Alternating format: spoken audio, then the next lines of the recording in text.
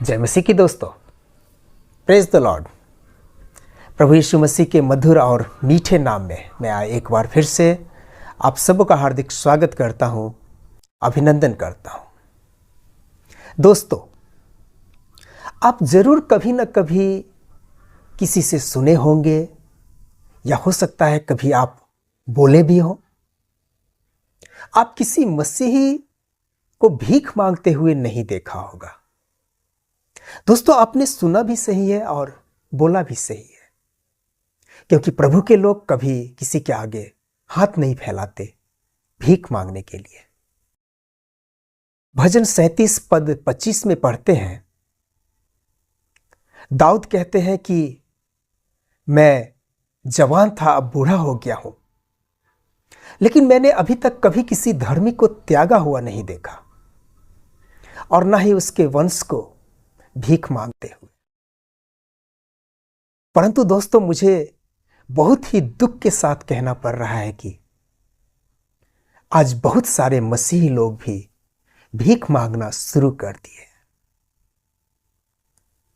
दोस्तों, मैं आपसे निवेदन करता हूं, आप इस वीडियो को पूरा जरूर देखें और अपनी राय कमेंट बॉक्स में जरूर दें।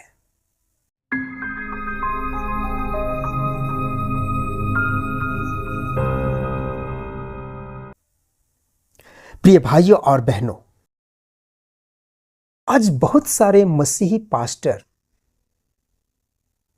भीख मांगना शुरू कर दिए हैं।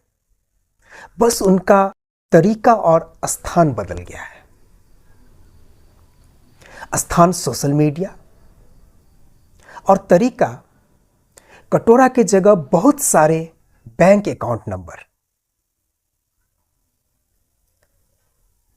दोस्तों, आप YouTube चैनल पे ऐसे बहुत सारे चैनलों को देख सकते हैं जहां सार्वजनिक रूप से इस प्रकार से पोस्ट किया जाता है कि कृपया आप अपना दान और दशमांश इन अकाउंट नंबरों पे भेजें।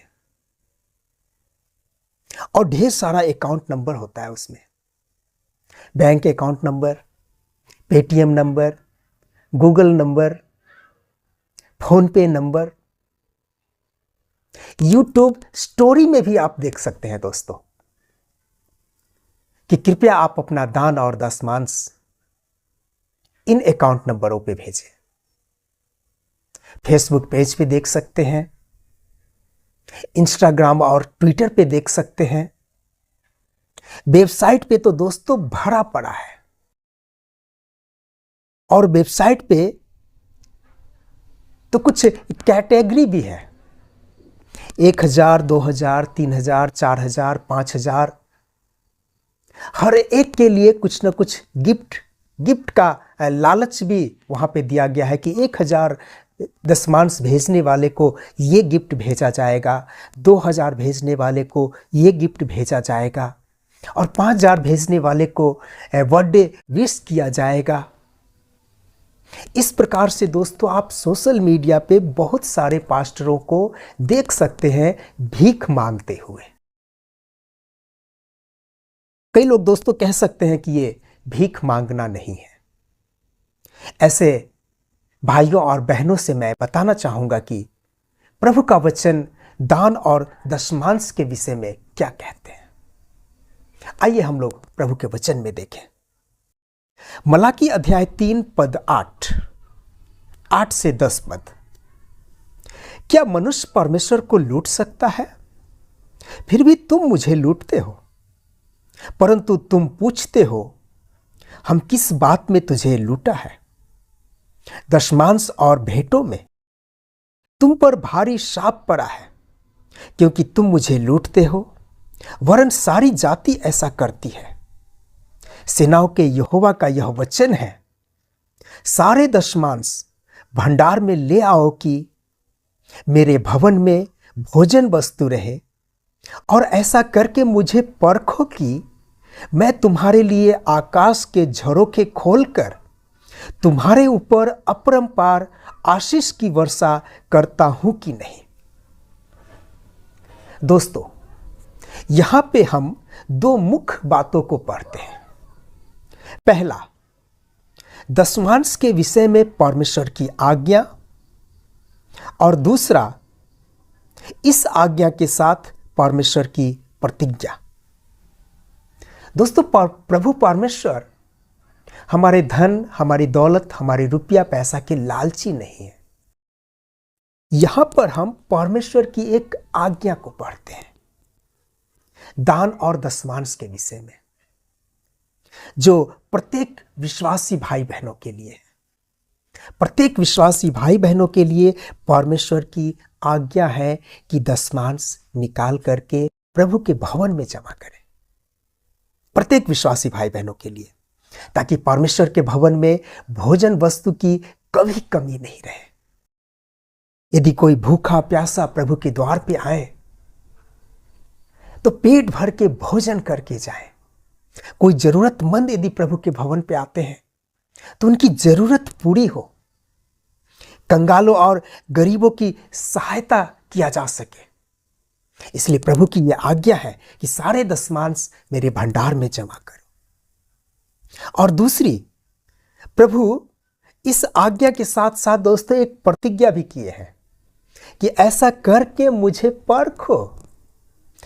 परखो कि मैं आकाश के झरोखे खोलकर तुम्हारे ऊपर आशीष की बारिश करता हूं कि नहीं। दोस्तों, ये प्रभु की प्रतिज्ञा है कि ऐसा करके मुझे परखो। दोस्तों, एक बात मैं बताना चाहूंगा यहां पे, आप अपने मन में ये सोचकर ऐसा ना करें कि देखते हैं प्रभु हमें आशीष देते हैं कि नहीं। ऐसा ना सोचें। यहां पर जो प्रभु कहते हैं कि ऐसा करके मुझे परखो, इसका मतलब सिर्फ यही है कि प्रभु की आज्ञा का पालन करो। भेंट और दशमांश में प्रभु की आज्ञा का पालन करो। स्वेच्छा से दशमांश निकालो, भेंट निकालो, प्रभु के भवन में जाकर के जमा करो। निश्चित दोस्तों, निश्चित प्रभु आकाश के झरोखे अर्थात आकाश की खिड़कियां खोल करके प्रभु आपके ऊपर आशीषों की बारिश करे।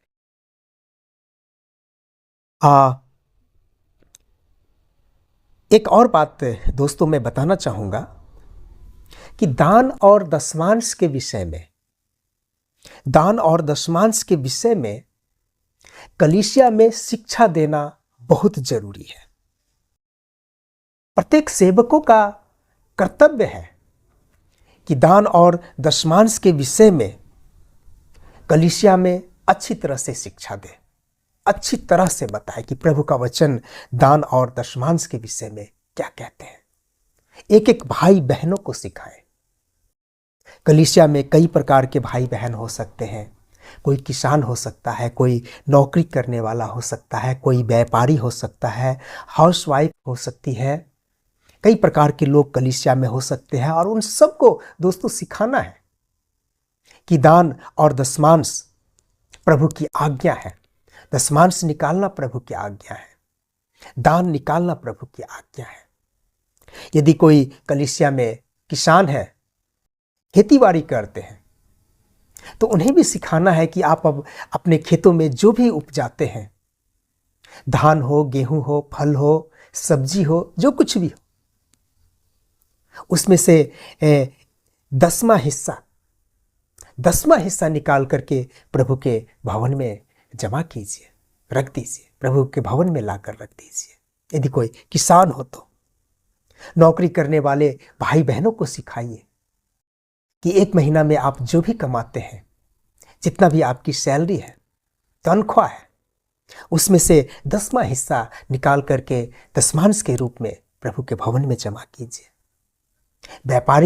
व्यापार करने वाले, चाहे छोटे मोटे व्यापार करने वाले लोग हो सकते हैं, जो चाय का दुकान हो या सब्जी बेचते हो या चाय बेचते हो, उन्हें भी सिखाइए किस प्रकार से दशमांश निकालना है। जितना दिन भर में जितना बिक्री हुआ है, अपना सामान का पैसा अलग कर ले, दूध का पैसा अलग कर ले, चीनी का पैसा अलग कर ले, बिस्किट का पैसा अलग कर ले। सब अलग करने के बाद जो बचा वो उनका कमाई है। उस कमाई में से 10वां हिस्सा प्रभु के लिए निकालें। यदि मंडली में हाउसवाइफ हैं तो उन्हें भी सिखाइए दोस्तों। घर खर्च के लिए जो भी उन्हें मिलता है उसमें से वो प्रभु के लिए निकाले, जरूर निकाले दोस्तों। प्रभु का वायदा है, ये प्रभु की आज्ञा भी है और इस आज्ञा के साथ प्रभु की प्रतिज्ञा भी है कि ऐसा करके मुझे परखो कि मैं तुम्हारे ऊपर अपरंपार आकाश के झरोखे को खोलकर तुम्हारे ऊपर अपरंपार आशीष की वर्षा करता हूं कि नहीं। यह बहुत ही आशीष का काम है, दशमांश और भेंट निकालना। लेकिन दोस्तों मैं एक बात और भी यहां पर बताना चाहूंगा कि भेंट और दशमांश स्वेच्छा से दीजिए, खुशी से।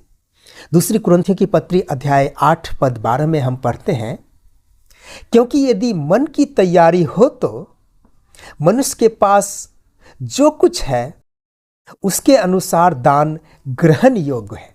मन की तैयारी के साथ दोस्तों, कुरकुराते हुए नहीं, दबाव के साथ नहीं, कुरकुराते हुए नहीं, दबाव के साथ नहीं।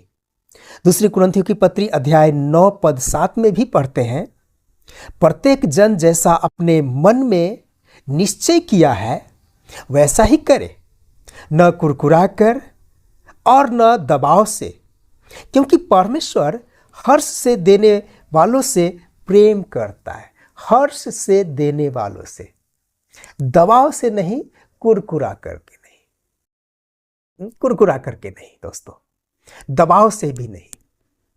कई मंडलियों में पास्टर का दबाव बना रहता है कि दशमांश देना है। ऐसा दबाव बनाना उचित नहीं है। हमें कलीसिया में, मंडली में अपने विश्वासी भाई बहनों को भेंट और दशमांश के विषय में सिखाना है, लेकिन दबाव नहीं बनाना है दोस्तों। ये याद रखें कि दबाव नहीं बनाना है।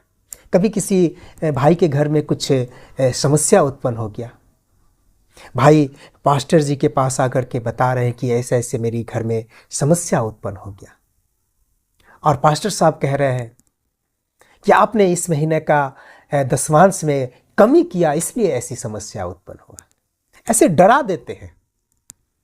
मैं पर्सनली कई ऐसे लोगों को जानता हूं दोस्तों, जो डरा देते हैं ताकि वो दशमांश निकाल करके दे। नहीं नहीं दोस्तों, किसी के दबाव में नहीं, स्वेच्छा से, कुरकुरा करके भी नहीं, खुशी से, हर्ष से। ये प्रभु की आज्ञा है, ये प्रभु की आज्ञा है और मुझे प्रभु की आज्ञा का पालन करना है। अपने कमाई का 10वां हिस्सा मुझे प्रभु के लिए निकालना है, स्वेच्छा से। प्रभु अपने वायदे के पक्के हैं दोस्तों। जैसा कि प्रभु ने कहा कि आकाश के झरोखे खोलकर मैं तुम्हारे ऊपर अपरंपार आशीष की बारिश करूंगा। प्रभु कभी भी अपने वायदे से मुकर नहीं सकते। प्रभु अपने वायदे के पक्के हैं दोस्तों। स्वेच्छा से निकालिए, खुशी से निकालिए। प्रिय भाइयों और बहनों, दान के विषय में प्रभु यीशु मसीह क्या कहते हैं, हमें यह भी जानना जरूरी है कि प्रभु यीशु मसीह स्वयं दान और दशमांश के विषय में क्या कहते हैं। मत्ती रचित सुसमाचार अध्याय 6 पद 1 से 4 में हम पढ़ते हैं दान के विषय में प्रभु यीशु मसीह की शिक्षा को। प्रभु क्या कहते हैं दोस्तों, ध्यान से सुनिएगा। पद 1, सावधान, तुम अपनी धार्मिकता का काम मनुष्य को दिखाने के लिए न करो, अन्यथा अपने स्वर्गीय पिता से कोई भी प्रतिफल प्राप्त न करोगे। इसलिए जब तू दान करे तो अपने आगे तुर ही मत बजाना, जैसा पाखंडी लोग सभाओं में और गलियों में करते हैं कि लोग उसका सम्मान करें। मैं तुमसे सच कहता हूं कि वे अपना प्रतिफल पूर्ण रूप से पा चुके हैं। परंतु जब तू दान करे तो तेरा बायां हाथ जानने न पाए कि तेरा दाहिना हाथ क्या कर रहा है, जिससे तेरा दान गुप्त रहे और तेरा पिता जो गुप्त में देखता है तुझे प्रतिफल देगा। दोस्तों, दान के विषय में प्रभु यीशु मसीह की शिक्षा बहुत ही दुख के साथ मुझे कहना पड़ रहा है दोस्तों कि कुछ पास्टरों और संस्थागत कलीसियाओं ने प्रभु यीशु मसीह की इस शिक्षाओं को सोशल मीडिया पर धज्जियां उड़ा दी है। बहुत दुख की बात है दोस्तों। मत्ती अध्याय 6 पद 1 से 4 में प्रभु यीशु मसीह दान और दशमांश के विषय में बता रहे हैं कि कैसे देना है और कैसे लेना है। दोस्तों, हम लोग यहां पे 4 महत्वपूर्ण बातों को पढ़ते हैं जो प्रभु यीशु मसीह ने बताया। 4 महत्वपूर्ण बातें। सबसे पहला, धार्मिकता का कार्य मनुष्य को दिखाने के लिए नहीं करो। धार्मिकता का कार्य मनुष्य को दिखाने के लिए नहीं करो। दोस्तों, आप सोशल मीडिया पे देखे होंगे, फेसबुक पे भी देखे होंगे कि कोई एक व्यक्ति किसी को 100 रुपया दान कर रहा है और उसके साथ 10 लोग फोटो खिंचा करके फेसबुक पे अपलोड किए हैं। किसे दिखा रहे हैं वो? ये जो 100 रुपया का दान किसी गरीब को दे रहे हैं वो किसे दिखा रहे हैं? जरूर आप में से कई लोग ऐसा देखे होंगे। यदि संसार के लोग ऐसा करते हैं दोस्तों तो कोई बात नहीं है, लेकिन ऐसा कोई मसीही लोग करते हैं, विश्वासी लोग करते हैं तो कितनी दुख की बात है दोस्तों। हम प्रभु यीशु मसीह की आज्ञाओं को, उनकी शिक्षाओं को लताड़ रहे हैं। अभी लॉकडाउन के समय में कई कलीसियाओं ने गरीबों की सहायता की है, भूखों को खिलाया है, गरीबों को कई प्रकार से दान दिए हैं। अच्छी बात है दोस्तों, बहुत ही अच्छी बात है। ये प्रभु की आज्ञा है भूखों को खिलाना, गरीबों को देना, क्योंकि दोस्तों हमारे पास जो कुछ भी है वो हमारा प्रभु का ही है। और अगर हम किसी गरीब दुखियों को खिला देते हैं तो हम अपना तो कुछ भी नहीं दिए, वो तो प्रभु का था और दे दिए। लेकिन दुख की बात यह है दोस्तों कि लॉकडाउन के समय में बहुत से कलीसियाओं ने जो गरीबों को दान दिए हैं वो पूरा का पूरा वीडियो बना करके, फोटो बना करके सोशल मीडिया पे पूरा फैलाए हैं। ये दुख की बात है, ये बहुत ही दुख की बात है दोस्तों। और दूसरा, जब तू दान करे तो अपने आगे तुरही मत बजाओ, जैसा पाखंडी लोग सभाओं में और गलियों में करते हैं। दूसरी मुख्य बात जो प्रभु कह रहे हैं दोस्तों कि जब तू दान करे तो अपने आगे तुरही मत बजाना, जैसा कि पाखंडी लोग सभाओं में और गलियों में करते हैं। दोस्तों, यहां पर सभाओं का मतलब है कलीसिया, यानी कि सेवा संगति के लिए जहां 10 लोग 20 लोग बैठते हैं, एक सभा के रूप में बैठते हैं। प्रभु कहते हैं जैसा पाखंडी लोग सभाओं में और गलियों में करते हैं। सभाओं का मतलब कलीसिया और गलियों का मतलब सोशल मीडिया। सोशल मीडिया दोस्तों, कई सभाओं में, कई मसीही मंडली में ऐसा देखा गया है दोस्तों। ये मेरा पर्सनल अनुभव भी है, मैंने खुद भी देखा है। कई ऐसी मसीही मंडली है जहां दान और दशमांश का लिस्ट बनाया जाता है और बाकायदा सभाओं के बीच में अनाउंसमेंट किया जाता है। फलाने व्यक्ति ने इतना दिया, उसने इतना दिया, उसने इतना दिया और सबसे कम इस भाई ने दिया। इस प्रकार से सभाओं में, कलीसियाई सभाओं में दान और दशमांश का अनाउंसमेंट किया जाता है। ये दुख की बात है। कलीसिया में विश्वासी भाई बहनों को दान और दशमांश के विषय में सिखाना है, ये अच्छी बात है, ये प्रभु की आज्ञा भी है, लेकिन इस प्रकार से अनाउंसमेंट करना उचित नहीं है। अगर इस प्रकार से कोई कलीसिया अनाउंसमेंट करती है तो जो बेचारा गरीब भाई है, उसने जो थोड़ा सा दिया है और जब उसके नाम के साथ उसका वो दशमांश भी दिखाया जाता है कि उसने इतना दिया, वो कितनी शर्मिंदगी महसूस करेंगे। ये एक प्रकार से उनका बेइज्जती करना है, बेइज्जती करना है। और आपने कभी सोचा कि जिस कलीसिया में वहां के उस कलीसिया के पास्टर यदि इस प्रकार से कर रहे हैं, दान और दशमांश को अनाउंसमेंट कर रहे हैं, तो इस अनाउंसमेंट करने के पीछे उस पास्टर का क्या उद्देश्य हो सकता है दोस्तों? क्या उद्देश्य हो सकता है? किस उद्देश्य से वो ऐसा कर रहा है?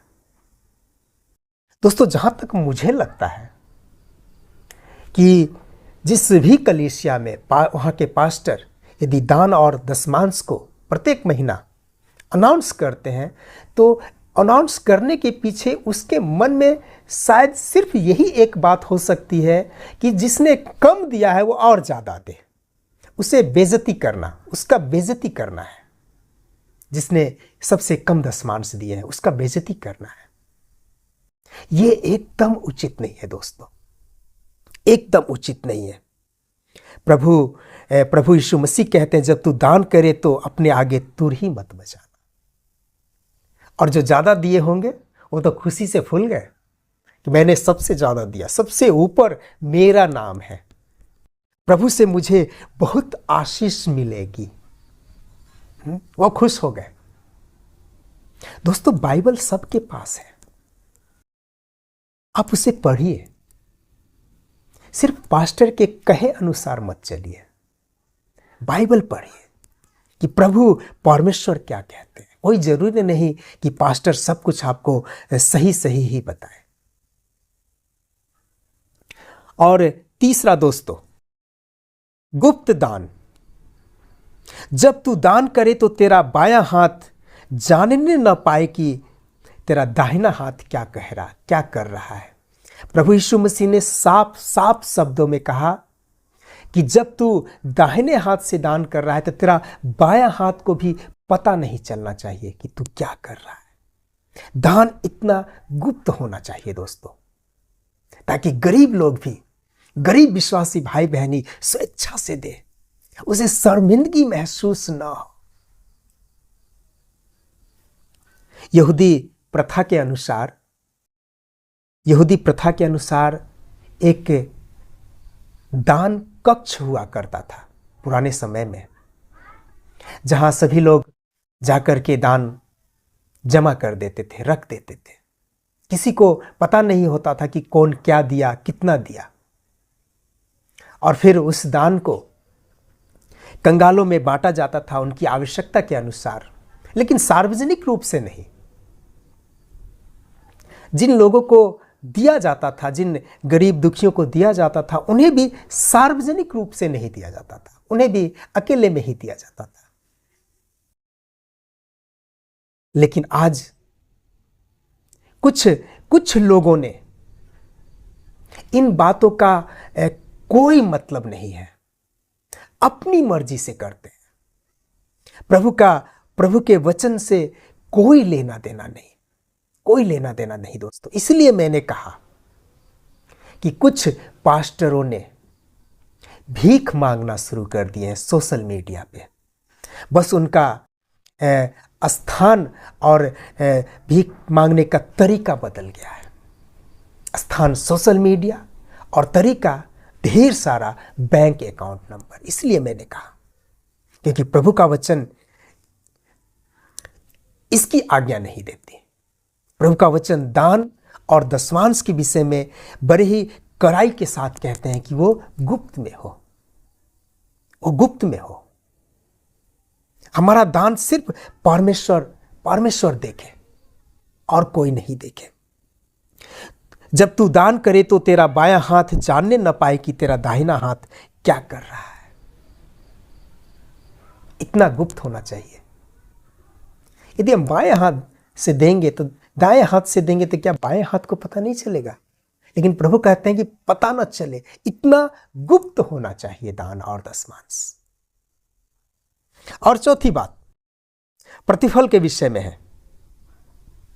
प्रभु कहते हैं तेरा दान गुप्त रहे और तेरा पिता जो गुप्त में देखता है तुझे प्रतिफल देगा। ताकि तेरा दान गुप्त रहे। दोस्तों, कितनी अच्छी बात है ना। जो हमारे कलीसिया में गरीब भाई बहन होंगे जो बहुत कम कमाते हैं, वो भी कितनी खुशी से दान निकाल करके देंगे, क्योंकि इसके मन में डर नहीं होगा। इसके मन में डर नहीं होगा, लज्जित होने का, बेइज्जत होने का डर नहीं होगा। थोड़ा सा भी जितना हुआ वो कलीसिया में दान करेंगे। कितनी अच्छी बात है ना। दोस्तों, मेरे प्रिय भाइयों और बहनों, अंत में मैं यही कहना चाहूंगा कि मान लीजिए हम जितने भी भाई बहन सुन रहे हैं, देख रहे हैं, हमारे पिता, हमारे इस संसार के पिता कभी किसी से कुछ कर्ज लिए थे। मान लीजिए कि मेरे पिताजी कभी किसी से कुछ कर्ज लिए थे। देने में काफी टाइम बीत गया और एक दिन मैं अपने 4 दोस्तों के साथ बाजार जा रहा था और वो व्यक्ति बाजार में मुझे मिला जिससे मेरे पिता ने कुछ कर्ज लिए थे। और जब बाजार में वो व्यक्ति मुझसे मिला तो मेरे 4 दोस्तों के सामने उसने तगादा किया कि सुनो, तुम्हारे पिता कुछ कर्ज लिए थे मुझसे, काफी दिन हो गया है, अभी तक दिए नहीं है, कि तुम जाकर के अपने पिता को बताओ कि जल्दी से जल्दी वो दे दे। दोस्तों, उस समय मैं कितना शर्मिंदगी महसूस किया। अगर आप लोगों के जीवन में ऐसी कोई घटना घटी, ऐसा कोई अनुभव है, तो आप जरूर इस बात का एहसास कर सकते हैं कि उस समय कितनी बड़ी शर्मिंदगी महसूस हुआ कि मेरे 4 दोस्तों के सामने इसने मेरे पिता का तगादा किया। आप अपने मन में सोच सकते हैं ऐसा कि मेरा दोस्त क्या सोच रहा होगा मेरे पिता के विषय में। बहुत शर्मिंदगी महसूस हुई दोस्तों, ठीक उसी प्रकार जब परमेश्वर के लोग, जो परमेश्वर के अगुए लोग हैं, इस संसार में सार्वजनिक रूप से लोगों के सामने हाथ फैलाते हैं, तो हमारा प्रभु, हमारा परमेश्वर भी शर्मिंदगी महसूस करते हैं। शर्मिंदगी महसूस करते हैं कि मेरे बच्चे इस प्रकार संसार के आगे हाथ फैला रहा है। सोशल मीडिया पे दोस्तों सिर्फ मसीही लोग नहीं हैं, पूरा संसार उसे देखता है, पूरा का पूरा संसार देखता है। ट्विटर, फेसबुक, पूरा संसार देखता है और हम उस पर जब सार्वजनिक रूप से पोस्ट करते हैं कि कृपया आप अपना दान और दशमांश इस अकाउंट नंबर पे भेजें, जब हम ऐसा करते हैं तो हमारे पिता, हमारे परमेश्वर कितना शर्मिंदगी महसूस करते होंगे। प्रिय भाइयों और बहनों,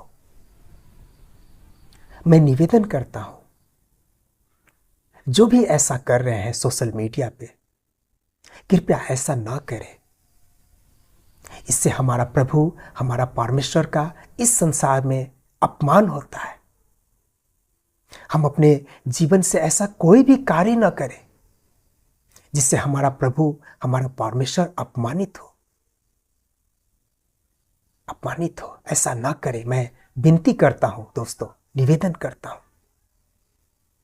हो सकता है दोस्तों मेरे इस वीडियो से कई लोग नाराज भी हो सकते हैं,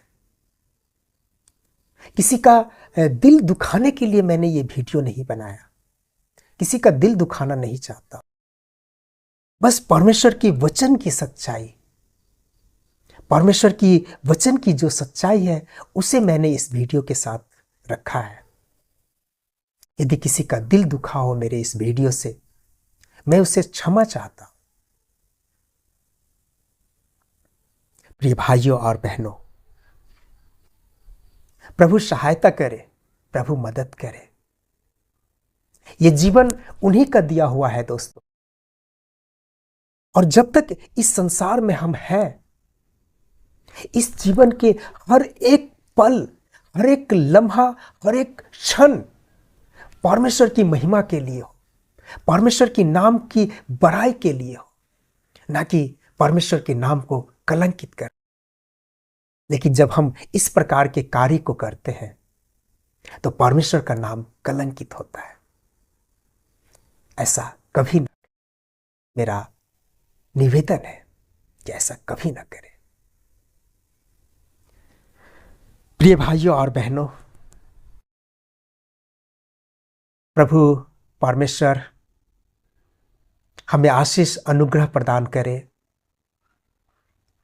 कि जितने दिन भी हम लोगों को इस संसार में रहना है, हम अपने जीवन के हर एक पल से हमारे प्रभु परमेश्वर की महिमा कर सके, उनके नाम की बड़ाई कर सके। सभी को जय मसीह की। प्रभु आप सबको बहुत आयत से आशीष दे। दोस्तों, यदि मेरा यह वीडियो आपको अच्छा लगा हो, आपके आत्मिक जीवन आशीषित हुआ हो, या आप इस संदेश से कुछ सीखे हो, तो जरूर आप सब्सक्राइब कीजिए, बेल आइकन जरूर दबाइए ताकि मेरा हर एक वीडियो का नोटिफिकेशन आपको मिल सके। अपने विश्वासी भाई बहनों के साथ शेयर भी कीजिए और कमेंट भी कीजिए। यदि किसी विषय के ऊपर प्रभु के वचन से कुछ सुनना हो, कुछ जानना हो, तो जरूर आप कमेंट बॉक्स में लिखें। मैं पूरी कोशिश करूंगा प्रभु के वचन से उन बातों को आप तक पहुंचाने के लिए। फिर मिलते हैं दोस्तों अगले वीडियो में। तब तक के लिए जय मसीह की। प्रभु आप सबको सुरक्षित रखे। आमीन। Praise the Lord. जय मसीह की। दोस्तों प्रेज द लॉर्ड। दोस्तों समुद्र तल पर वायु का